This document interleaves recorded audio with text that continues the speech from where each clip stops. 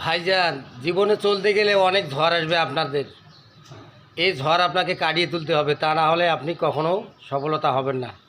আপনি এই ঝড় সামলাতে হবে আপনাকে। যদি আপনি এই ঝড় সামলাতে না পারেন তাহলে কখনো আপনার সফলতা হবে না।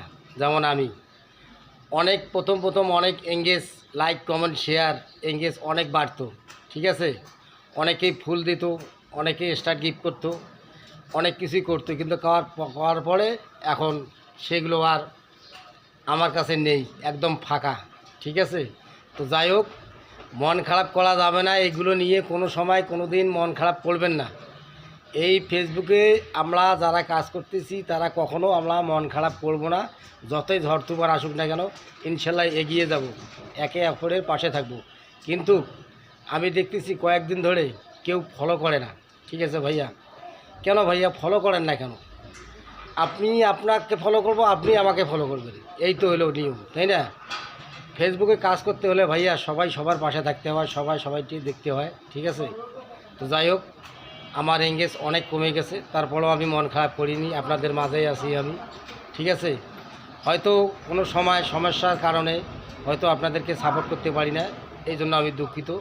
তো যাই হোক, আমার ভিডিওটা যদি আপনাদের ভালো লাগে তাহলে লাইক কমেন্ট শেয়ার করবেন। আর প্লিজ, যারা ফেসবুকে কাজ করতেছি তারা অবশ্যই আমরা একটা করে ফলো দিয়ে যাব, ঠিক আছে ভাইয়া। তো আমরা কখনো এগুলো নিয়ে কোনো সময় মন খারাপ করব না। আমাদের মন খারাপ করা যাবে না।